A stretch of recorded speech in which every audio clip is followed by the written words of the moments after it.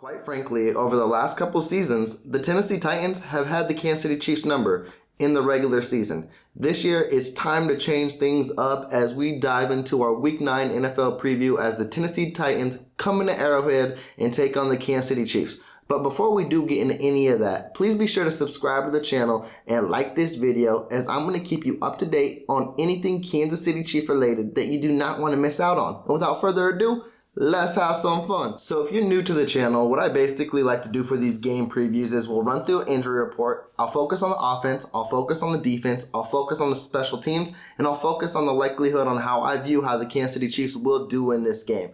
But I'm going to kind of give it my own little twist on this, which it is my channel, so we are going to have fun with it. But I gave you guys kind of a little sneak peek on how I view these Tennessee Titans in my previous video. And it's just so weird with the Titans, man. It really is. Like, this team is good, like, for no reason. And I never understand it. Like, it always seems to baffle me. Again, we're here getting ready for a Sunday night game. And if you were to ask me if I didn't know anything about football, maybe, I don't even know how to put it. But if you were going to tell me the Kansas City Chiefs and the Tennessee Titans had the same record going in this game, I would not believe a word you are saying. And that is every year. I will give the Titans this. They are very well coached. That's why they always tend to have a good record. Even last year, when they started off hot, then they had a Derrick Henry injury, and then pieces started to fall off, they still ended up being the #1 seed. And it just shows you how well of an organization it is and how well coached they are. But if you just look at the pieces on the roster, you would swear this is a 5-win team. Like, of course, Derrick Henry is going to get you wins here and there, but as for that, you look around and you're like, how are they doing it? And I know a lot of Chiefs Kingdom, they can point their rivals, whether it be the Raiders, anyone in the AFC West nowadays, the Bills, people in Chiefs Kingdom and media, they want to focus on Miami now because that's where Tyreek is at. Tennessee is just something that's bothered me, and it's bothered me for a couple of years now because they have had our number in the regular season. Yes, we did defeat them on our Super Bowl run, but last year, maybe a lot of y'all forgot, maybe a lot of y'all scratched it out of your memory because you needed to, is they handled us. And they didn't just handle us. Like, we didn't even score any points, really. You can give a Harrison Butker 3 that basically doinked in through. If it wasn't for that, they beat us 27-0. It was a pathetic game. It was one of the worst games I've ever seen the Kansas City Chiefs play. And Mahomes kind of reiterated that too, which makes me believe, oh, he wants his revenge. He does not view this as any regular season game. In his press conference, he mentions, like, hey, we just didn't execute, and they kicked our ass. And yes, ass is a little bit of a cuss word, but it's something you don't hear Mahomes say in his press conferences every now and then. He usually tries to keep it as professional and basically let everyone know, hey, this is the game plan, this is what we need to do to execute. You could tell that Tennessee Titan game got under his skin. It sure as hell got under my skin too. I remember after that game, I definitely believed in the team. We were going 3-4. Everything was downwards. I think it was off of a Bills, then Tennessee, or it could have been vice versa. I can't remember in depth. But I remember from then on out, I was like, we're going to go on a run. And the thing I wanted to see most was I want to beat Buffalo in the playoffs, and I want to beat Tennessee in the playoffs. Now, we did beat Buffalo, but the one I really wanted was Tennessee because they ended up being the #1 seed, and like I mentioned, they are good for no reason, and it's just something I can't understand. Of course, they got a solid run game, but if you take that away, it's like, who are they? And it's just like I mentioned, they are very well coached. But that was my little rant to start this off because I told you guys, this team just bothers me. I know a lot of people will focus on the Raiders. They'll focus on the Bills now, your division rivals in the Broncos and Chargers. This team has had our number a couple years in the regular season, and I think it's time to correct that and get it flowing in the right direction. But we will talk more into that, and what we're going to do right now is we're going to dive straight into the injury report. In Kansas City, they are looking good. Willie Gay was limited yesterday. He was a full participant today. The only one that didn't practice was, I almost said the wrong name. I don't know why I almost said the wrong name. I almost went Deontay Wilder. Is that what I think when I view Jody Fortson? Is he a knockout artist? Hey, he could be. But Jody Fortson, he missed another day of practice. Not looking good. We'll have to see what it is coming into Friday. If he misses Friday, It looks like he might miss the game. I know everyone's got their eyes on Kadarius Toney. He has been practicing. He has been looking good. He has been moving around like a man who has no ACL. My goodness, when I watch him run those routes, it's like my ACLs feel like they blow, and I'm just sitting on the couch watching him. The kid is shifty. It's going to be exciting to see the type of role he will play on Sunday and moving on into the future too. But Kansas City is mostly coming into this game healthy, and they need to be too, because Tennessee is going to play one of their best games. They always do. And the Titans, they got a very lengthy injury report. And honestly, I'm not buying what they're selling either, because it seems like they got their whole 53-man roster on there, which is crazy. They got Jeffrey Simmons, they got Derrick Henry. Ryan Tannehill might be legit. He did not participate. It's going to be interesting Friday there too. We're going to find out if it's going to be Malik Willis or Ryan Tannehill. I don't know if it really makes too much of a difference. We know what their focal point on offense is going to be, and we know how they're going to try to maneuver down the field. It's going to be through Derrick Henry in short passing games. So I think the quarterback play won't change much there, but we'll have to focus on their injury report, because there's a long list there, and if some of these guys are missing, of course Derrick Henry will play. There's no doubt of that. But let's say like a Jeffrey Simmons doesn't. That he is a guy who can switch the game of the play so quickly on defense, and that is something that happened in Week 7 last year too, was Kansas City didn't stand a chance because Tennessee's defense was relentless, which we'll jump into more later in this video. But focus on the Tennessee Titans injury report. Yes, it looks lengthy, but I don't see that holding the stature. I think a lot of these players will play. Now let's get right into the Kansas City Chiefs offense taking on this Tennessee Titans defense. And honestly, it looks like a matchup made in heaven on paper. The Tennessee defense does issue some problems, but we're going to talk about that later on. What we're going to focus on is this Kansas City passing game, which got clicking against the San Francisco 49ers before the bye week. And Tennessee has a bottom tier passing defense, which lets you think to believe Mahomes might be in for a huge game and these receivers could go crazy again. We can all hope, we can all pray for that. And I honestly do believe it too, because like I mentioned with what Mahomes mentioned in his press conference, where the Tennessee Titans beat their ass. Yeah, he is focused on that too. And I think, if anything, he's focused on it was probably one of the worst, if not worst, games he's ever played. I don't think, unless I can't recall, let me know in the comments down below, has there ever been a game where Mahomes has only scored 3 points offensively, no touchdowns whatsoever? I'm drawing a huge blank. It might have happened, but I can't really think of it, and I know that's burning in the back of his head, where he wants to throw multiple touchdowns, where he wants to put up a bunch of yards and bring home a huge W too. For some reason, I feel like this passing game is going to take over again, so you got to watch out for the guys like Juju, Travis, MVS. Maybe Sky Moore gets more involved too. It's going to be something exciting to see. As for the run game, you got to hope they kind of basically have a well-balanced attack in this, because you don't want them to go kind of too crazy in the passing game. And that's for any game you can speak on too, is you want it balanced, because if they focus too much on the pass, if it doesn't click and then you don't establish a run game, Tennessee can get you there. So you want to be balanced. You want to see if you can get the likes of Isaiah Pacheco, CEH, Jerick McKinnon, whoever be, like, get them running, get them going, get them yards, and make them be successful too. And also, what I like to say is, as good as a run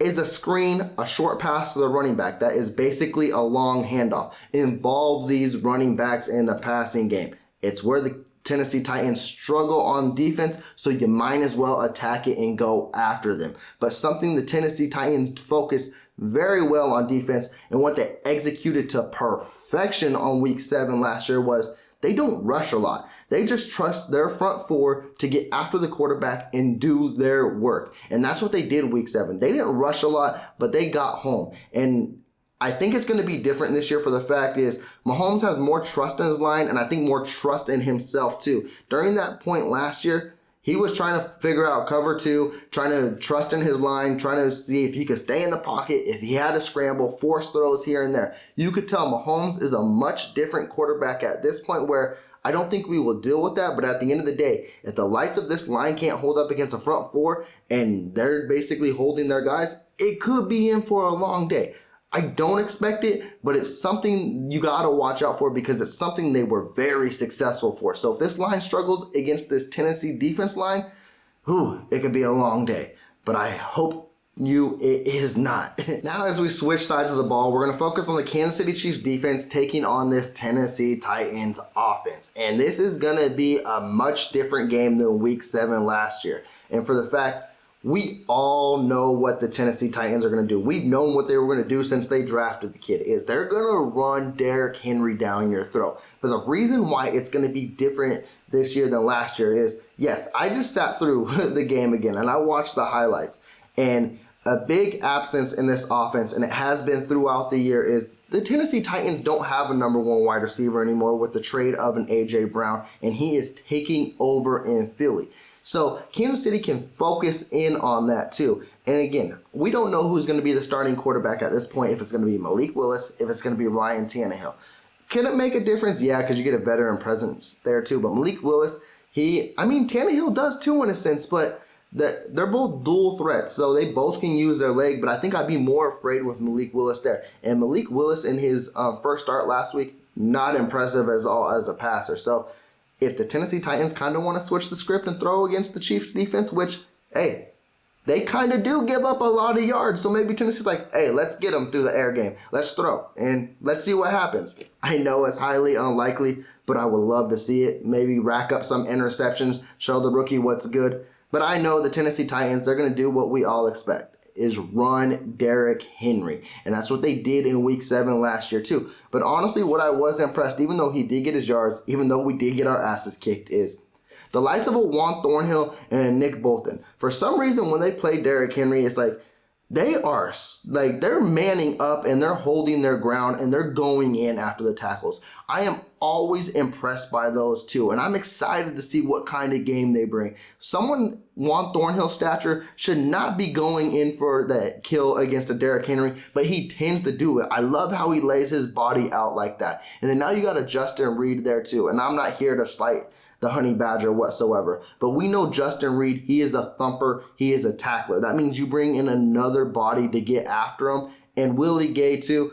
They got good pieces on this defense where they know how to tackle. The thing is, the last couple of weeks, they have been struggling in the run game. So they kind of need to amp it and take it back to another level like they did early in the season when they were stopping these running backs. Because ever since we faced Josh Jacobs, it has been going downhill. We need to kind of get on the right trajectory and stop these running backs, and it needs to start this week, because if you're not stopping Derrick Henry and he is running all over this defense and the Tennessee Titans are controlling the clock, that is a recipe for Tennessee to win, and that is something the Kansas City Chiefs don't want to see.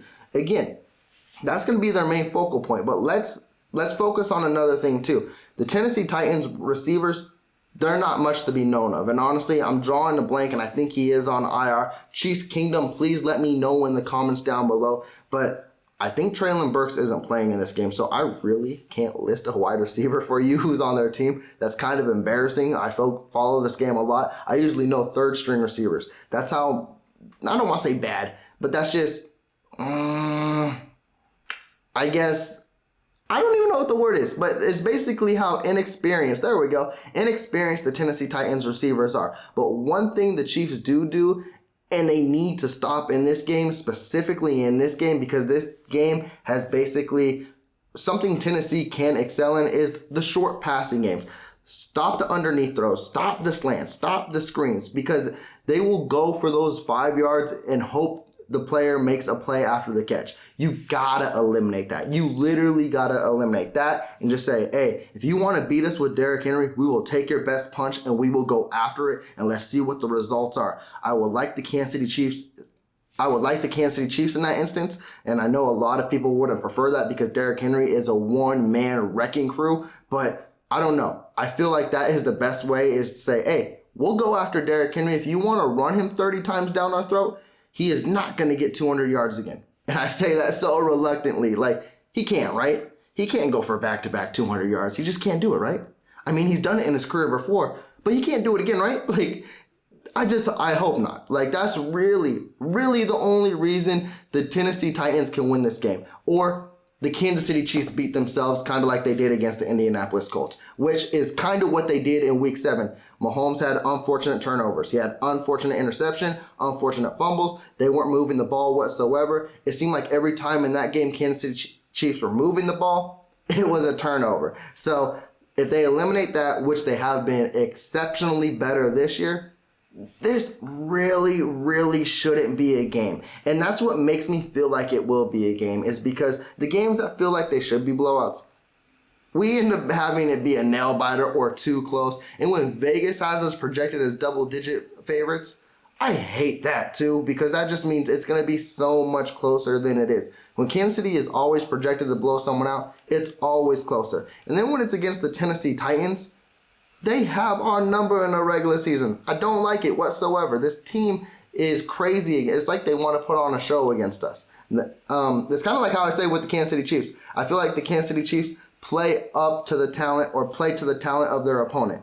They need to play up to the talent, and I think they will, because they know what this team did to them last year. So hopefully they answer right back with a knockout punch. And now we're going to focus on the special teams, because we do got to change not in the kicking game, but in the receiving punt return game. And we don't know who it's going to be yet, but it doesn't look like it's going to be Sky Moore. If I had to go out on a limb, I think it could be, but I think it'll be a rotation-wise. And I don't think Sky Moore will be involved in that. What I mean by that is I think McCole Hardman will get that back. And I think it'll be a rotation between McCole and Kadarius Toney to kind of work him on the field, get his feet going, get him moving, get him I'm not even going to try that word because I'm just going to mess it up 3 times. But basically get him used to the team and get him on the field and get the blood flowing. And then you can throw him in the wide receiving game. And then as for kickoff returns, Isaiah Pacheco, he looks like he's still your guy. Dave Toll mentioned it today. He said unless Andy Reid says otherwise, they're going to stick with Pacheco. So you're going to have a small minor change. Well, actually, it's kind of huge because Moore has struggled in that position. And I know a lot of us have been hard on him. But at the end of the day, too, relax. Give it a break. I think the way Sky Moore is going to excel on this team is in the wide receiving game. We did not acquire Sky Moore in the second round to be a punt returner. That was not the case. Why would we do that? He has never even caught a punt in college or in high school. So it was just something they were hoping he could do in the pros. It didn't work out. They're still going to test it here and there, but it looks like that chapter is closed for now. I think you're going to focus on Hardman and Toney, and then in the kickoff return, you're going to focus on Isaiah Pacheco, and then Harrison Butker, he is back. Let's hope he is kicking his best game, because we saw he drilled the longest kick in franchise history, but then he missed a short one. So Butker, let's get some consistency. That's what I'm used to him doing. I'm used to him drilling a 70-yarder and then missing an extra point. Let's drill every kick because we're going to need it in this game. And to close off this video, we do have one minor transaction. We did release Daz Newsome off the practice squad, and we did bring in DB, I'm going to mess his name up, but Ugo Amadi. And he is a former cornerback on the Seattle Seahawks. He has actually moved from multiple teams, and that is all I know of him. But on Twitter, you guys are making it seem like we got Darrelle Revis. I'm going to let you know, I don't know that. All I know is he is a practice squad transaction. So that means I don't know if he'll see the field much. I think if an injury happened, God forbid, because we're already kind of slim but we have youth there, but he would see the field. At the end of the day, I just think he's on the practice squad. You guys are making it seem like it's a huge signing, so hey, maybe it will be one day. But right now, I don't know a lick about the player. Maybe he will pan out to be great, but that was a small transaction news for that. With that, Chiefs Kingdom, let me know in the comments down below how you are feeling about the Tennessee Titans coming into Arrowhead and taking on the Kansas City Chiefs. I am still confident. I am very confident because I believe this team does remember what the Tennessee Titans did to them last year, and I am hoping for a blowout. But I always view both sides of the coins too, and I can see it going the opposite way. I need the Kansas City Chiefs to play their best because I don't need the Tennessee Titans to come in and take a W because they're not a good team. They just aren't. And I'm tired of seeing them having a winning record and being atop of the division and fighting to get into the playoffs and basically losing their first game. Even look at what they've done this year. They're 5-2, but their 5 wins, they're not against no one impressive. The Kansas City Chiefs need to easily handle this team and show the league who the best team in the AFC is. Sit down, Buffalo. Sit down, Miami. With that, Chiefs Kingdom, I am checking out. Please be sure to subscribe to the channel. Give me that big thumbs up and like this video. Y'all take care.